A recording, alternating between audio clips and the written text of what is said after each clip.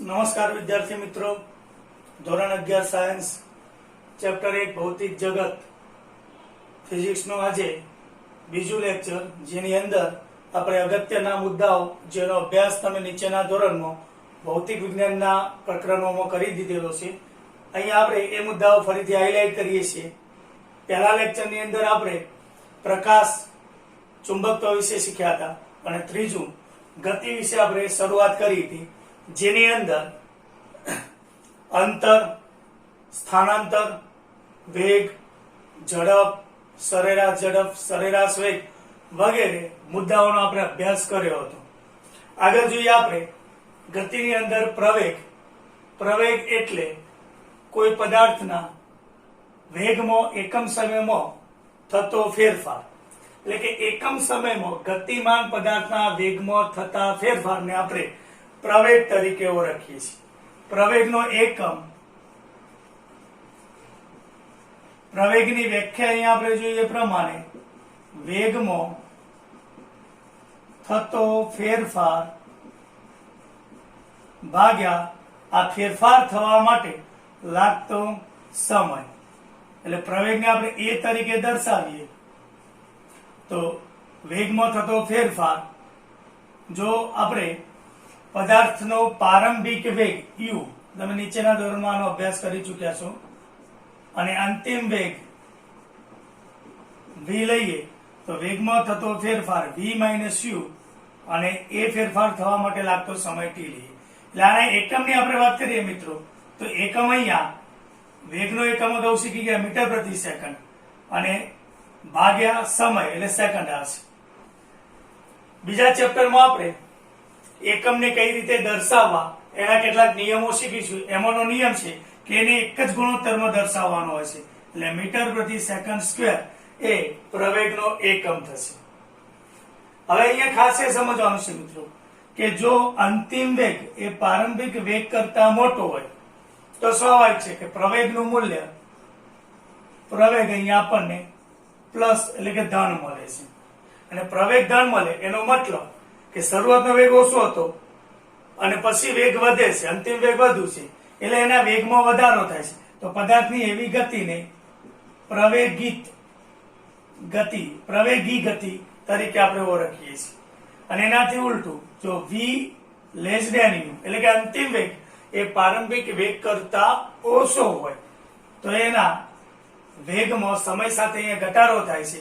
તો અહીંયા એ વખતે પ્રવેગ અહીંયા આપણને ઋણ મળશે, અને પદાર્થની એવી ગતિને આપણે જેમાં સમય સાથે એના વેગમાં ઘટાડો થતો, અહીંયા વધારો થાય છે, અહીંયા ઘટાડો થાય છે, તો પ્રતિ પ્રવેગી ગતિ તરીકે આપણે એને ઓળખીએ છીએ.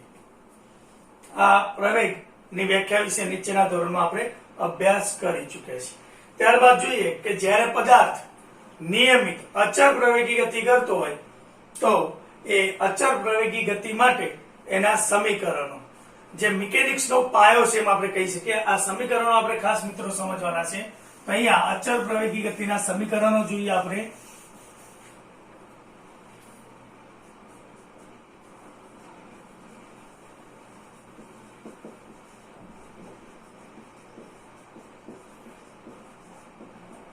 અચળ પ્રવેગી ગતિના સમીકરણો આપણે અહીંયા એને મેળવીએ છીએ. કે કઈ રીતે મેળવી શકાય? ત્રણ એના સમીકરણો છે. કે ધારો કે એ બિંદુ આગળ કોઈ પદાર્થ એ બિંદુથી ગતિની શરૂઆત કરે છે. અહીંયા એનો શરૂઆતનો વેગ આપણે u લઈ લઈએ, u, અથવા 11મા ધોરણમાં આપણે એને v0 તરીકે લઈએ છીએ. એ ગતિ કરી d જેટલું અંતર કાપી બીજા કોઈ બિંદુ b આગળ આવે છે. સમય સાથે એના વેગમાં જો વધારો થતો હોય તો એનો અંતિમ વેગ અહીંયા આપણે v લઈએ છીએ, અને એનો પ્રવેગ જો a હોય આકૃતિમાં દર્શાવ્યા પ્રમાણે, તો પ્રવેગની વ્યાખ્યા અનુસાર હાલ આપણે શીખ્યા પ્રમાણે પ્રવેગની વ્યાખ્યા અનુસાર મિત્રો અહીંયા આપણે જે અચળ પ્રવેગી ગતિના સમીકરણ જે રીતે મેળવીએ છીએ આ રીતને બાહ્યિક રીત કહેવાશે. ત્રણ રીતે આપણે આ અચળ પ્રવેગી ગતિના સમીકરણ મેળવી શકીએ. એક બાહ્યિક રીતે, એક આલેખની રીતે અને એક કલનશાસ્ત્રની રીતે. આ 9મા ધોરણમાં તમે અભ્યાસ કરી ચૂક્યા છો. તો પ્રવેગની વ્યાખ્યા અનુસાર a બરાબર અંતિમ વેગ માઇનસ પ્રારંભિક વેગ ભાગ્યા સમય t. તો અહીંયા a into t બરાબર v માઇનસ u થશે. તો અહીંયા v બરાબર લેવું હોય તો u plus a into t થશે. આને આપણે સમીકરણ નંબર 1 કહી દઈએ. v બરાબર u plus a into t. હવે આ સમીકરણ પરથી તો આ સમીકરણ પરથી જો t ને સૂત્ર કરતા બનાવીએ તો v minus u by a થશે. આની જરૂર પડે આપણે ઉપયોગ કરીશું એટલે આને સમીકરણ નંબર 1 કહું છું. હવે સરેરાશ વેગ બરાબર આપણે શીખી ગયા પ્રમાણે સરેરાશ વેગ બરાબર સ્થાનાંતર કુલ સ્થાનાંતર ભાગ્યા સ્થાનાંતર કરવા માટે લાગતો સમય. તો અહીંયા સ્થાનાંતર બરાબર સરેરાશ વેગ ગુણ્યા સમય મળશે. અહીંયા સ્થાનાંતરને આપણે ડી તરીકે લઈએ છીએ અથવા 9મા ધોરણમાં આપણે એને એસ તરીકે પણ લેતા હતા. ડિસ્ટન્સ એટલે અહીંયા આપણે ડી લઈએ અથવા એસ પણ લઈ શકીએ. ઇઝ ઇક્વલ ટુ સરેરાશ વેગ. તો આપણી જોડે અહીંયા બે વેગ હયાત છે, પ્રારંભિક વેગ અને અંતિમ વેગ નું સરેરાશ વેગ એટલે બંનેનો સરવાળો ભાગ્યા 2 જે ગણિતમાં આપણે મધ્યક તરીકે ઓળખીએ છીએ. એટલે અહીંયા v પ્લસ u બાય 2 આ સરેરાશ વેગ મળશે અને ઇન્ટુ અહીંયા સમય t લઈએ. d બરાબર સમીકરણ 1 ની કિંમત અહીંયા v ની જગ્યાએ આપણે મૂકીએ. v ની કિંમત u પ્લસ at એ અહીંયા આપણે મૂકીએ તો અહીંયા u plus at plus u આ v ની જગ્યાએ સમીકરણ 1 ઉપરથી કિંમત મૂકીએ છીએ બાય 2 ઇન્ટુ t. d બરાબર અલગ કરીએ અહીંયા u પ્લસ u એટલે 2u બાય 2 થશે અને ઇન્ટુ કૌંસ વળી નાખીએ સાથે સાથે એટલે t plus a into t by 2 into t થશે. d બરાબર 2 અહીંયા નીકળી જશે એટલે u into t plus 1/2 a t square. આવો સમીકરણનો અભ્યાસ આપણે 9મા ધોરણમાં કરી ચૂક્યા. આને સમીકરણ નંબર 2 કહીએ છીએ. ત્રીજું સમીકરણ મેળવીએ આપણે. ત્રીજા સમીકરણ મેળવવા માટે આ જ સૂત્રનો ઉપયોગ કરીએ કે સ્થાનાંતર બરાબર સરેરાશ વેગ ગુણ્યા સમય એટલે કે d સ્થાનાંતર is equal to v plus u by 2 into t. સમીકરણ a ઉપરથી t ની કિંમત અહીંયા આપણે મૂકીએ તો v plus u by 2 into t અહીંથી લઈએ તો v minus u by a એટલે અહીંયા v plus u v minus u by 2a. તો એકમાં પ્લસ એકમાં માઇનસ એ સૂત્રનો અભ્યાસ 10મા ધોરણમાં આપણે કરી ચૂક્યા છીએ. બે વર્ગોના તફાવત ની રીતે v square minus u square by 2a into d. એટલે અહીંયા d બરાબર v square minus u square બરાબર 2ad. તો આ રીતે આ આપણને ત્રીજું સમીકરણ મળશે. મિત્રો આ 1 નંબર 2 અને 3 આ મિકેનિક્સના પાયાના સમીકરણો આપણે કહી શકીએ. આની મદદથી મિકેનિક્સનો એટલે કે ગતિશાસ્ત્રનો કોઈ પણ એક્ઝામ્પલ આપણે સોલ્વ કરી શકીએ છીએ. અને આના ઉપરથી પદાર્થ ઉર્ધ્વ દિશામાં ગતિ કરતો હોય કે અધ્ર દિશામાં ગતિ કરતો હોય એને કેટલીક પ્રારંભિક શરતો લઈ અને બીજા 3 એટલે 6 સમીકરણ બીજા આપણે આના ઉપરથી મેળવી શકીએ. અને આ 9 સમીકરણ એ ખૂબ જ આપણે યાદ રાખવાના છે. હવે આ જે રીતે આપણે મેળવ્યા આને આપણે બાહ્યિક રીત તરીકે ઓળખીએ છીએ. આ જ સમીકરણો આપણે આલેખની રીતે પણ મેળવી શકીએ. તો બીજી રીતે આપણે જોઈએ આલેખની રીત અને ત્રીજી રીત જે વાત કરી મેં કલનશાસ્ત્રની રીત એ 11મા ધોરણમાં આપણે અભ્યાસ કરીશું.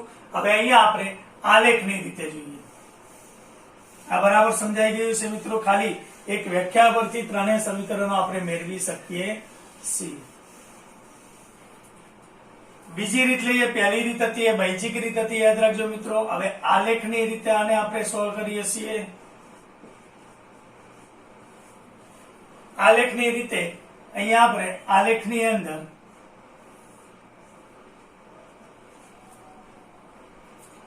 એક્સ અક્ષ, વાય અક્ષ, આ ઉગમ બિંદુ લઈએ છીએ. અહીંયા આપણે વેગ લઈએ છીએ, અહીંયા આપણે એક્સ અક્ષ ઉપર સમય લઈએ છીએ. એટલે અહીંયા વેગ વિરુદ્ધ સમયનો આલેખ અહીંયા આપણે દર્શાવ્યો છે.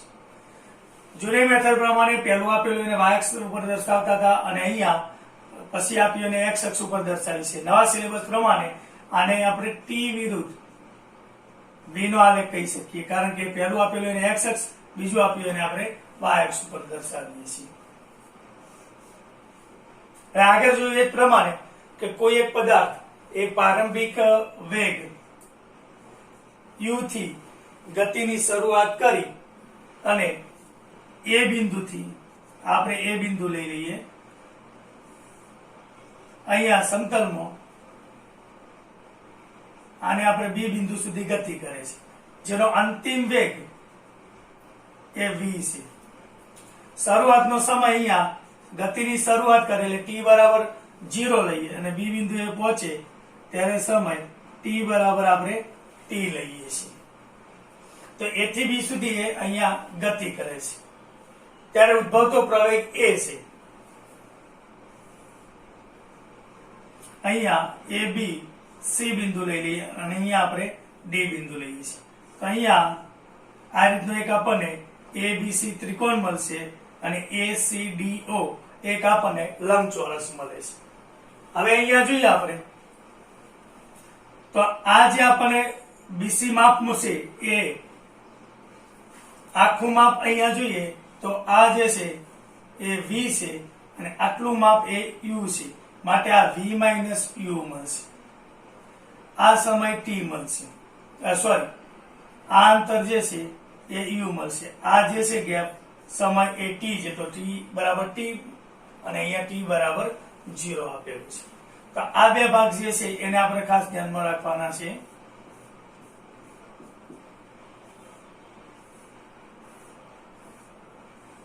હવે અહીંયા એક વિધાન મિત્રો ખાસ યાદ રાખવાનું છે કે વેગ વિરુદ્ધ સમયના આલેખ જ્યારે આપણે દોરીએ છીએ તો એ આલેખની અંદર જે આપણને રેખા મળે છે એ રેખા દ્વારા એની સમય અક્ષ એટલે એક્સ અક્ષ દ્વારા ઘેરાયેલું જે ક્ષેત્રફળ છે એ ક્ષેત્રફળ એ સમય દરમિયાન એને કરેલા સ્થાનાંતરના મૂલ્ય જેટલું હોય છે. એટલે કે આલેખ ઉપરથી આપણે એનું સ્થાનાંતર મેળવી શકીએ છીએ. હવે આલેખની રીતનો અહીંયા આપણે ઉપયોગ કરવો છે મિત્રો, તો અહીંયા AB રેખા જે આપેલી છે એટલે અહીંયા પ્રવેગ જે છે એ રેખા AB ના ઢાળ જેટલી થશે. ત્યાં આપણે સૂત્ર લેતા હતા, અહીંયા AB રેખાનો ઢાળ થશે એટલે A બરાબર ઢાળ લઈએ. હવે આપણે તો અહીંયા AB રેખા ઉપરથી આપણે x અક્ષ ઉપર અને y અક્ષ ઉપર પ્રક્ષેપ દોરીએ છીએ એટલે અહીંયા AB બરાબર AB રેખાનો ઢાળ એટલે A બરાબર BC ભાગ્યા AC થશે. ઢાળ બરાબર BC ભાગ્યા AC અથવા CA થશે. એટલે અહીંયા B ને અનુરૂપ V છે, C ને અનુરૂપ U છે એટલે માઇનસ U, એ રીતે C ને અનુરૂપ x અક્ષ ઉપર T છે માઇનસ 0 છે એટલે મૂળ એક સૂત્ર મળશે V minus U by T. અહીંયા આપણે ઢાળ લઈએ છીએ. પછી આગળ જોઈએ એ પ્રમાણે a into t, t ને આ બાજુ લઈ દો, v minus u, તો u બરાબર સોરી v બરાબર u ને આ બાજુ લઈએ એટલે u plus a into t. આ સમીકરણ નંબર 1 જે આપણે અગાઉ મેળવ્યું છે. t નો આપણે ઉપયોગ કરો છે એટલે t ને સૂત્ર કરતા બનાવી દઈએ આ સમીકરણ ઉપરથી, તો v minus u by a આ સમીકરણ નંબર એ કહી દઈએ. હવે અહીંયા હાલ આપણે વાત કરીએ પ્રમાણે કે વેગ વિરુદ્ધ સમયનો આલેખ એ x અક્ષ અથવા સમય રેખા એટલે કે x અક્ષ ઉપર જે આંતરેલું મૂલ્ય છે ક્ષેત્રફળ, એ ક્ષેત્રફળના મૂલ્ય જેટલું એનું સ્થાનાંતર હોય છે તો એનો ઉપયોગ કરી અહીંયા સ્થાનાંતર બરાબર, તો સ્થાનાંતર અહીંયા કેટલું ક્ષેત્રફળ રોકાયેલું છે તો એક ત્રિકોણ ABC નું ક્ષેત્રફળ વત્તા ચતુષ્કોણ અથવા લંબચોરસ ACDO નું ક્ષેત્રફળ. એટલે સ્થાનાંતરને આપણે જો ડી કહીએ, ત્રિકોણ એબીસી નું ક્ષેત્રફળ, ત્રિકોણનું ક્ષેત્રફળ 1/2 પાયો ગુણ્યા વેધ, એટલે 1/2 પાયો, પાયો એ એસી થશે અને વેધ જે છે એ અહીંયા આપણને બીસી મળશે, પ્લસ ચતુષ્કોણ ACDO નું ક્ષેત્રફળ એટલે લંબાઈ ગુણ્યા પહોળાઈ, એટલે અહીંયા CD આ એની પહોળાઈ થશે, આ OD એની લંબાઈ થશે. 1/2 કિંમતો મૂકી દઈએ. AC એ આપણને કેટલું થશે? AC is equal two OD થશે, એટલે T થશે. અને જે BC આપણને આપેલું છે એ V માઇનસ U જેટલું થશે, પ્લસ CD, તો CD અહીંયા આપણને U થશે અને OD એ અહીંયા T જેટલું થશે, એટલે UT પ્લસ 1/2 આ પહેલા લખીએ છીએ.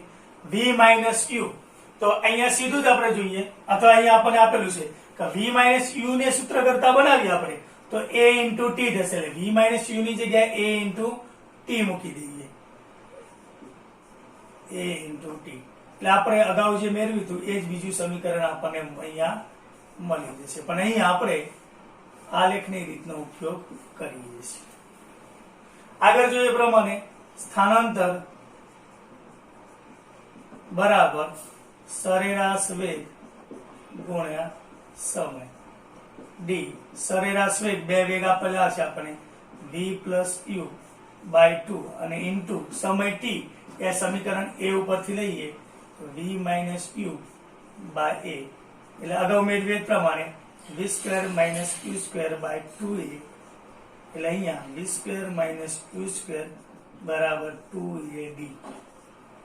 આ સમીકરણ નંબર આ 2 અને આ 3. એટલે આ રીતે આલેખ ઉપરથી પણ આપણે મિત્રો આ 3 સમીકરણ ફરીથી મેળવી શકીએ. આ ખૂબ જ અગત્યના સમીકરણ છે. હવે આ 3 સમીકરણ ઉપરથી બીજા આપણે સમીકરણો જોઈએ. અહીંયા બરાબર સમજાઈ ગયું હશે મિત્રો? તમને લખવું હોય તો લખી લેજો, નોંધી લેજો, સમજી લેજો બરાબર.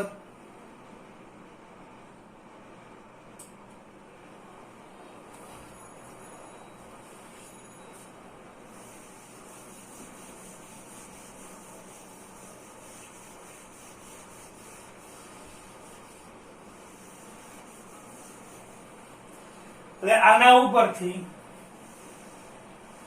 પદાર્થ જ્યારે ઉર્ધ્વ દિશા કે અધો દિશામાં ગતિ કરતો હોય તો એ સમીકરણો કઈ રીતે મેળવી શકાય? તો આ 3 સમીકરણો અગત્યના છે આપણા માટે.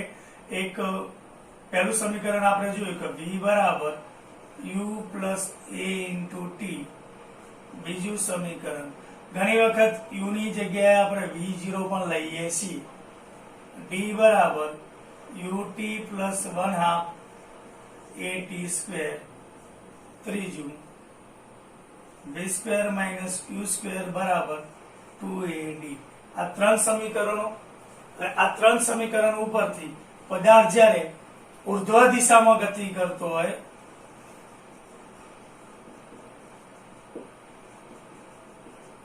પદાર્થને નીચેથી આપણે ઉપર તરફ ઉસારીએ એવી જ્યારે પદાર્થ ગતિ કરતો હોય તો આ સમીકરણોનું સ્વરૂપ કેવું થાય એ આપણે સમજીએ. તો કેટલીક પ્રારંભિક શરતો લેવાની છે. જો અહીંયા સંજ્ઞા પદ્ધતિ પ્રમાણે આપણે લઈએ મિત્રો, તો ઉપરની દિશા જે છે એને આપણે પ્લસ લઈએ અને નીચે તરફની દિશાને માઇનસ લઈએ, અથવા નીચેથી જેમ જેમ ઉપર જાય છે એમ ગુરુત્વ પ્રવેગનું મૂલ્ય એ આપણને ખબર છે ઘટે છે, અને પદાર્થ ઉપરથી નીચે આવે એમ ગુરુત્વાકર્ષણને લીધે એના વેગમાં વધારો થાય, માટે એના ગુરુત્વ પ્રવેગમાં વધારો થશે. એટલે એ પ્રમાણે ગુરુત્વ પ્રવેગના મૂલ્ય પરથી આપણે લઈએ તો જ્યારે પદાર્થને, આ જમીનની સપાટી છે, અહીંથી જ્યારે પદાર્થને ઉપર તરફ ઉસારવામાં આવે ત્યારે ઉપર તરફ ઉસારવા માટે, એટલે કે ગુરુત્વાકર્ષણની વિરુદ્ધમાં ઉસારવા માટે આપણે એને કંઈક વેગ આપવો પડશે. એટલે એ પ્રારંભિક વેગને u કહી દઈએ આપણે. આ ધારો કે ઊંચાઈ h લઈ લઈએ, એટલે d ની જગ્યાએ આપણે h મૂકીશું, અને અહીંથી પદાર્થ એ પાછો આવે છે એટલે અહીંયા એક ક્ષણ પૂરતો એનો અંતિમ વેગ 0 થાય છે, અને અહીંયા મેં કીધું એ પ્રમાણે પ્રવેગમાં ઘટાડો થાય એટલે a બરાબર -g લઈશું. આટલી પ્રારંભિક શરતો લઈ અને આ કિંમત અહીંયા એપ્લાય કરીએ તો 3 નવા સમીકરણો આપણને ઉર્ધ્વ દિશામાં ગતિ કરતા પદાર્થના મળશે. જોઈએ અહીંયા આપણે તો ચોથું સમીકરણ, અહીંયા પહેલું સમીકરણ કેવું બનશે? તો આના માટે આપણે જોઈએ તો 0u પ્લસ એની જગ્યાએ માઇનસ જી ઇન્ટુ ટી, એટલે u માઇનસ gt અથવા u બરાબર g ઇન્ટુ ટી લઈ શકીએ. પાંચમું સમીકરણ, જે બીજા સમીકરણનું સ્વરૂપ આપણે બદલીએ, d ની જગ્યાએ આપણે એને h કહી દઈએ, પ્રારંભિક વેગ u into T plus 1/2 minus gt square, એટલે h બરાબર ut માઇનસ 1/2 gt સ્ક્વેર. અને છઠ્ઠું સમીકરણ ત્રીજા ઉપરથી બદલીએ તો અહીંયા જોઈએ અંતિમ વેગ એનો 0 છે, એટલે 0 minus u square is equal two 2 minus g into D. બંને બાજુથી માઇનસ નીકળી જાય એટલે u સ્ક્વેર બરાબર 2g, ડી ની જગ્યાએ સોરી h મૂકીએ એટલે 2gh. આવું સમીકરણ મળશે. તો આ 3 નવા સમીકરણ આપણને ઉર્ધ્વ સમતલમાં પદાર્થ ગતિ કરતો હોય, ઉર્ધ્વ દિશામાં ગતિ કરતો હોય એના માટે. બીજા 3 સમીકરણો જોઈએ. પદાર્થ જ્યારે અધો દિશામાં ગતિ કરતો, અધો દિશામાં ગતિ કરતો એટલે કે ગુરુત્વ ક્ષેત્રમાં ગતિ કરતો હોય, ગુરુત્વ ક્ષેત્રમાં ગતિ કરતો હોય ત્યારે મેં મિત્રો એ પહેલેથી જ કહી દીધું કે અહીંયા આપણે g ના ફેરફારમાં ઉપરની દિશામાં g ઘટે છે, નીચે આવે એમ g વધે છે એ રીતે લઈએ છીએ. પણ સંજ્ઞા પદ્ધતિ પ્રમાણે પ્લસ y અને ઋણ y લઈએ તો એની સમીકરણમાં થોડો ફેરફાર સંજ્ઞાની અંદર જોવા મળશે. તો અહીંયા આપણે જોઈએ કે પદાર્થને જ્યારે આપણે અહીંથી h જેટલી ઊંચાઈએથી જમીનની સપાટી પર ફેંકીએ છીએ, એટલે અહીંયા જ્યારે પદાર્થ આ રીતે પકડેલો હોય તો અહીંયા એનો શરૂઆતનો વેગ 0 થશે, અંતિમ વેગ જે છે આપણે v લઈએ, આ ઊંચાઈને આપણે h લઈ લઈએ અને a બરાબર પ્લસ g લઈશું. કારણ કે જેમ જેમ પદાર્થ નીચે આવશે એમ ગુરુત્વાકર્ષણ બળને લીધે એના વેગમાં વધારો થાય છે, એટલે કે પ્રવેગી ગતિ કરે છે. તો એના માટે હવે આ 3 સમીકરણો ફરીથી મેળવીએ, એટલે એ સમીકરણને હું 7 નંબર આપું છું. તો અહીંયા આ શરતોને અહીંયા આપણે મૂકીએ તો v બરાબર u અહીંયા 0 આપેલો છે એટલે સીધું જ g ઇન્ટુ t લખી નાખું છું, એની જગ્યાએ આપણે g મૂકીએ છીએ. 8મું સમીકરણ, d ની જગ્યાએ h બરાબર સમજો મિત્રો, પ્રારંભિક વેગ 0 છે એટલે 0 ગુણ્યા t એટલે આ પદ 0 થઈ જશે, એટલે અહીંયા 1/2 gt સ્ક્વેર બનશે. અને 9મું સમીકરણ જોઈએ કે અહીંયા પ્રારંભિક વેગ 0 એટલે v સ્ક્વેર બરાબર 2, એની જગ્યાએ g અને d ની જગ્યાએ h એટલે 2gh. આવું સમીકરણ આપણને મળી શકે. તો આ અધો દિશામાં ગતિ કરતા પદાર્થ માટેના સમીકરણો છે. તો આ જે છે 9 સમીકરણો મિત્રો એ ખાસ આપણે સમજીને યાદ રાખવાના છે. પછી દાખલાની રકમ પ્રમાણે, પરિસ્થિતિ પ્રમાણે આપણે એક્ઝામ્પલમાં એને એપ્લાય કરવાના હોય છે. તો આ સમીકરણો બરાબર જોઈ સમજી અને નોંધી લેજો.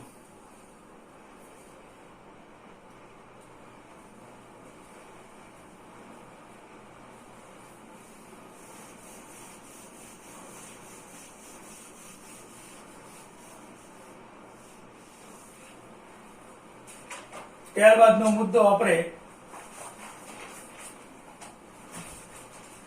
બળ વિશે વાત કરીએ મિત્રો.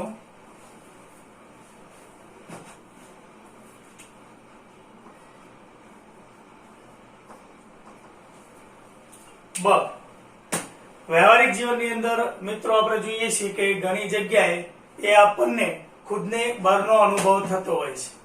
તો બળ એટલે શું? આપણે જાણીએ છીએ કે પદાર્થ પર બળ લગાડીએ તો પદાર્થ ખસે છે, એટલે કે એના વેગમાં ફેરફાર થાય, એની દિશામાં ફેરફાર થાય છે. પણ બળ એટલે શું? બળ કોને કહી શકીએ એની આપણે જો વ્યાખ્યા આપી હોય તો બરાબર સમજો કે જે બાહ્ય અસર વડે પદાર્થમાં આપણે જે બાહ્ય અસર લગાડીએ છીએ, બાહ્ય અસર વડે પદાર્થની સ્થિર કે ગતિમાન, પદાર્થ કાં તો સ્થિર હોય અથવા ગતિ કરતો હોય, તો પદાર્થની સ્થિર કે ગતિમાન અવસ્થામાં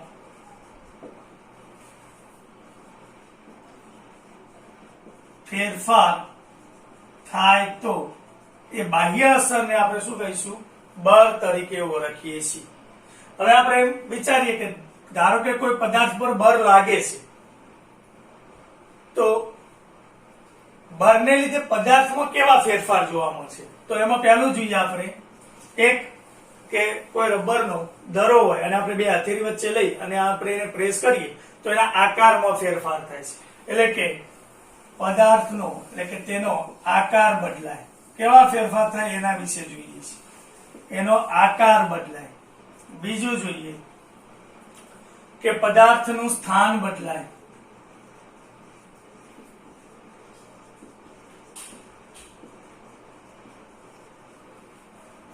ત્રીજું, પદાર્થ જો ગતિ કરતો હોય અને એના પર બળ લાગે તો પદાર્થની ગતિની સ્થિતિ બદલાય. એટલે સ્થિર પદાર્થ હોય અને એ દિશામાં એવી દિશામાં આપણે બળ લગાડીએ તો પદાર્થ સ્થિર હોય તો એ ગતિમાં હોય, અને ગતિમાન પદાર્થ હોય તો એ સ્થિર થઈ શકે અને એના વેગની દિશા પણ બદલાઈ શકે.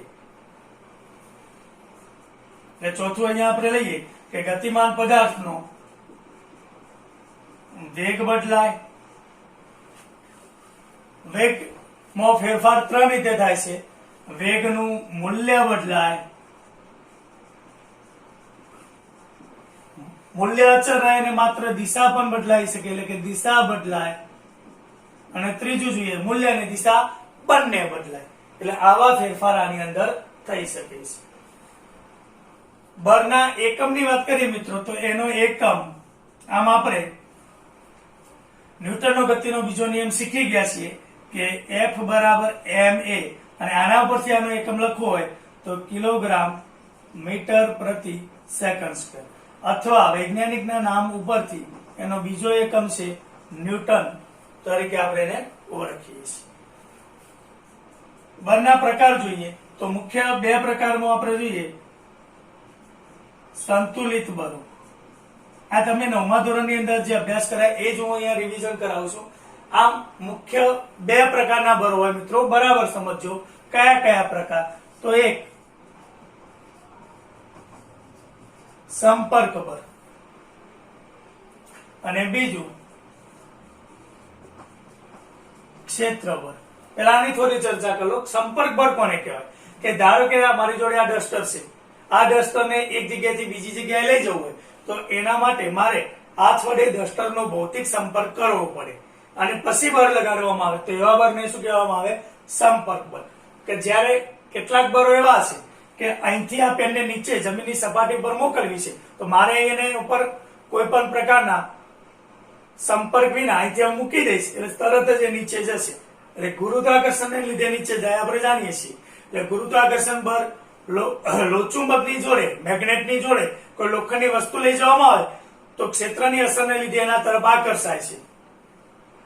એટલે કે ચુંબકીય બળ. એટલે અહીંયા આપણે જોઈએ એ પ્રમાણે ગુરુત્વાકર્ષણ બળ, ચુંબકીય બળ, એ રીતે વિદ્યુત ક્ષેત્રની અંદર કોઈ પદાર્થ હોય તો વિદ્યુતીય બળ. આ બધા જે અમુક બળો આપણને આપેલા છે. જો કે હવે વિદ્યુત ચુંબકીય બળને આપણે ભેગું જ લઈએ છીએ, એ પહેલા ચેપ્ટરમાં આપણે અભ્યાસ કરીશું જ્યારે ચાલુ થશે ત્યારે. તો આ પ્રકારના બળને આપણે ક્ષેત્ર બળ, કે જે ક્ષેત્રની અસર હેઠળ પદાર્થને પોતાની તરફ આકર્ષે અથવા પદાર્થ પર બળ લગાડે છે. હવે સંતુલિત બળોની આપણે વાત કરીએ મિત્રો, એની વ્યાખ્યા અહીંયા બોલું છું, લખતો નથી, બરાબર સમજો. સંતુલિત બળો કોને કહેવાય? તો બરાબર સમજો કે આ ડસ્ટર છે, એના ઉપર ચાર વિદ્યાર્થી એક આ બાજુ ખેંચે, એક આ બાજુ ખેંચે, આમ ખેંચે ને આમ ખેંચે, ચારે બાજુ એને ખેંચે છે, છતાં આ ડસ્ટરની સ્થિતિમાં કોઈ ફેરફાર થતો નથી.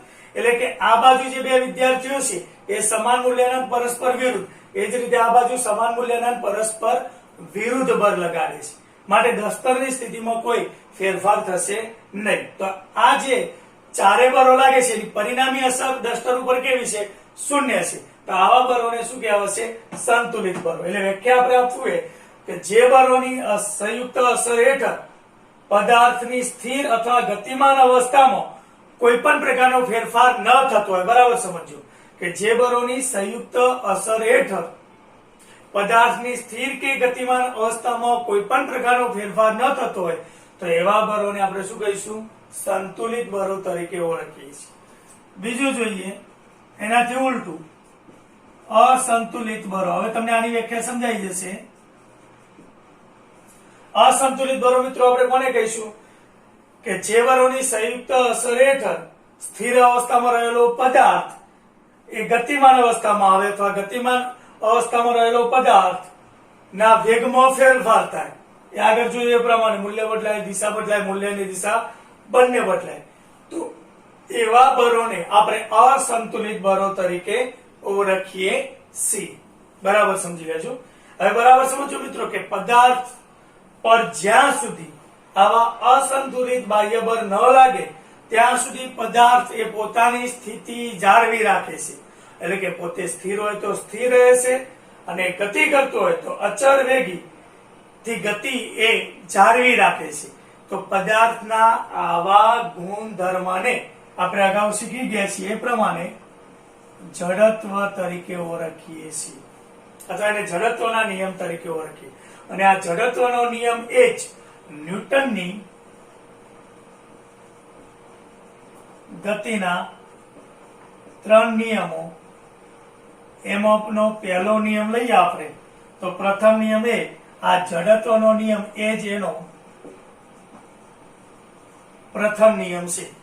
એટલે ન્યૂટનની ગતિનો પહેલો નિયમ આપણે કેવો હતો, જ્યાં સુધી પદાર્થ પર બાહ્ય અસંતુલિત બળ ન લાગે ત્યાં સુધી સ્થિર પદાર્થ સ્થિર રહે છે અને ગતિ કરતો પદાર્થ અચળ વેગથી પોતાની ગતિ જાળવી રાખે છે, જેને આપણે ન્યૂટનની ગતિના પહેલા નિયમ તરીકે ઓળખીએ છીએ. અને આપણને ખબર છે કે ન્યૂટનની ગતિનો પહેલો નિયમ એ અગાઉ તમે અભ્યાસ કરી ચૂક્યા કે બળની વ્યાખ્યા આપે છે.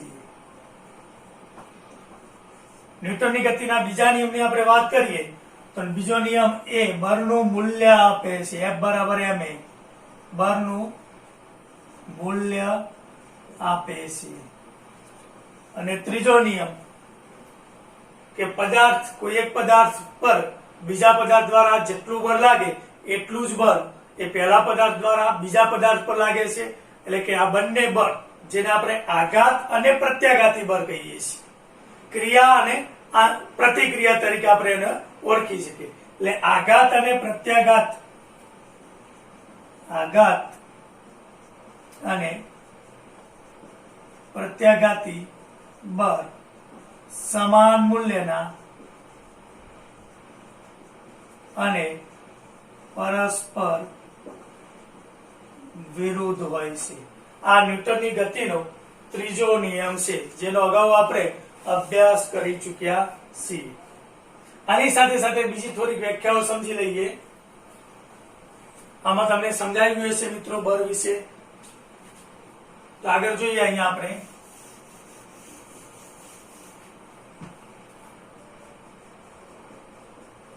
વેગમાન. વેગમાન આપણે કોને કહીશું મિત્રો? તો વેગમાન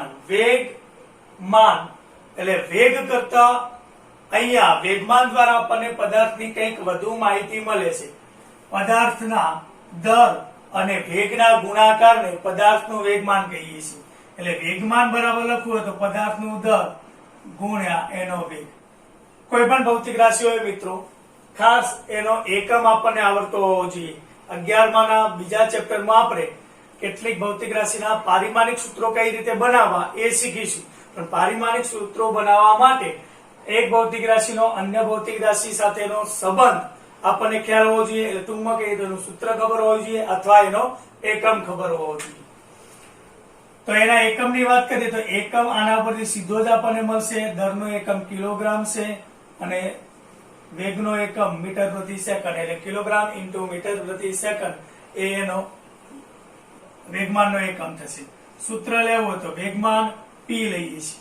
મિત્રો અહીંયા આપણે એ પણ ખાસ ધ્યાનમાં રાખવાનું છે કે ફિઝિક્સની અંદર ઘણી ભૌતિક રાશિઓ માટે, અલગ અલગ ભૌતિક રાશિ માટે સંકેત એની સંજ્ઞા એક જ હોય છે. ધારો કે અહીંયા આપણે ઇલેક્ટ્રિસિટી વિદ્યુતના ચેપ્ટરની વાત કરતા હોય તો p પાવર તરીકે લઈએ છીએ. અહીંયા આપણે મિકેનિક્સની વાત કરીએ તો p એ વેગમાન તરીકે લઈએ છીએ. કેટલાક ગતિવાદના ચેપ્ટર, વાયુના ગતિવાદ, થર્મોડાયનેમિક્સના ચેપ્ટર આવશે તો એની અંદર p પ્રેશર એટલે દબાણ તરીકે પણ આપણે લઈએ છીએ. એટલે કયા ટોપિકને અનુસંધાન આપણે ચર્ચા કરીએ છીએ એ બાબત તમારે ધ્યાનમાં રાખવાનું છે. દરને m અને વેગ માટે સિમ્બોલ v લઈએ, એટલે p બરાબર mv થશે. હવે વેગમાન જે છે એ વેગ ગુણ્યા દર છે, એટલે પદાર્થના વેગ ઉપરાંત દરની માહિતી પણ આપણને આના ઉપરથી મળે છે. એક સિમ્પલ ઉદાહરણ આપું કે ધારો કે એક 5 કિલોમીટર પ્રતિ કલાકની સ્પીડે એક સાયકલ આવે છે અને એટલી સ્પીડે એક ટ્રક આવે છે. બરાબર સમજો. તમને કીધું કે બેમાંથી કોઈ એકની સામે ઉભું રહેવાનું છે, તો સ્વાભાવિક છે કોની સામે ઉભું રહેવાનું આપણે પસંદ કરીશું, તો સાયકલ. કારણ કે અહીંયા બંનેના વેગ સમાન છે પણ ટ્રકનું દર વધારે છે, એટલે એનાથી ઈજા વધારે થશે. ખ્યાલ આવી ગયો? અને એવું જ લઈએ આપણે કે બંને સાયકલ છે, પરંતુ એક 10 કિલોમીટર પ્રતિ કલાકની સ્પીડે આવે છે અને એક 5 કિલોમીટર પ્રતિ કલાકની સ્પીડે આવે છે. એટલે અહીંયા આપણે બંનેના દર સમાન છે, વેગ જુદા જુદા છે, એટલે જેનો વેગ વધુ એનો વેગમાં વધારે હશે. ત્યારબાદ જોઈએ અહીંયા આપણે એક દબાણ વિશે સાથે સાથે લઈ લઈએ. દબાણ કોને કહેવાશે? તો બરાબર સમજ્યો કે પદાર્થની સપાટી પર એકમ ક્ષેત્રફળ દીઠ સપાટીને લંબરૂપે લાગતા બળને તે સપાટી પર લાગતું દબાણ કહે છે. એટલે દબાણની વ્યાખ્યામાં સપાટી પર લંબરૂપે બળ લાગે છે એ શબ્દ ખાસ આવવો જરૂરી છે. પદાર્થની સપાટી પર એકમ ક્ષેત્રફળ દીઠ સપાટીને લંબરૂપે લાગતા બળને પદાર્થનું દબાણ કહે. એટલે દબાણ બરાબર સીધું સૂત્ર આપવું તો બળ ભાગ્યા ક્ષેત્રફળ. દબાણને p લઈએ, બળને f ને ક્ષેત્રફળ a. આ જો આપણે એક એકમ લઈએ 1 મીટર સ્ક્વેર, વ્યાખ્યા હંમેશા મિત્રો સૂત્ર પરથી બનાવતા શીખવાનું, ગોખવાની નથી. p બરાબર f બાય a. એક એકમ લઈ લઈએ આપણે તો અહીંયા p બરાબર f થયું, એટલે કે બળ એ દબાણ થશે. એટલે કે પદાર્થની સપાટી પર એકમ ક્ષેત્રફળ દીઠ સપાટીને લંબરૂપે લાગતું બળ એ જેનું શું થશે? દબાણ થશે. એકમની વાત કરીએ તો મિત્રો સીધું છે, બળનો એકમ ન્યૂટન અને ક્ષેત્રફળનો એકમ મીટર સ્ક્વેર. આની સાથે સાથે ઉત્પ્લાવક બળની આપણે વાત કરીએ કે પ્રવાહીમાં જ્યારે કોઈ વસ્તુ ડુબાડવામાં આવે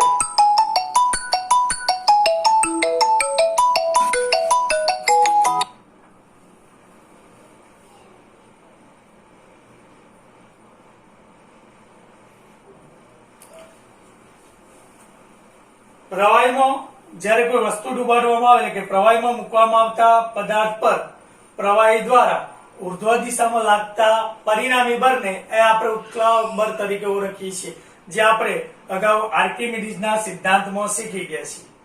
એની સાથે સાથે ત્રીજો શબ્દ સમજી લઈએ, ઘનતા. અહીંયા તમે શીખ્યા પ્રમાણે પદાર્થની ઘનતા એટલે પદાર્થના દર અને કદના ગુણોત્તરને, પદાર્થના દર અને પદાર્થના કદના ગુણોત્તરને, એટલે વ્યાખ્યા આપીએ કે પદાર્થના દર અને કદના ગુણોત્તરને અથવા પદાર્થના એકમ કદ દીઠ દરને પદાર્થની ઘનતા કહે છે. આના એકમની આપણે વાત કરીએ, ઘનતા એટલે રો લઈએ છીએ, દર માટે m લઈએ, v લઈએ, કિલોગ્રામ પ્રતિ મીટર ક્યુબ. એટલે આને કદ ઘનતા ખરેખર કહેવાય. આના સિવાય આપણે બીજી પૃષ્ઠ ઘનતા અને રેખીય ઘનતાની પણ ચર્ચા આવશે ત્યારે કરીશું. હવે એની સાપેક્ષ ઘનતા જ્યારે આપણે લેવી હોય, એટલે કે એક પદાર્થની ઘનતાને કોઈ અન્ય પદાર્થને સાપેક્ષે એટલે કે એની સાથે સરખામણી કરવી હોય, જેમ આપણે વક્રી ભવનાંકમાં સાપેક્ષ વક્રી ભવનાંક શીખ્યા હતા, તો એ પ્રમાણે આપેલા જે પદાર્થની સાપેક્ષ ઘનતા મેળવી છે એ પદાર્થની ઘનતા ભાગ્યા પાણીની ઘનતા.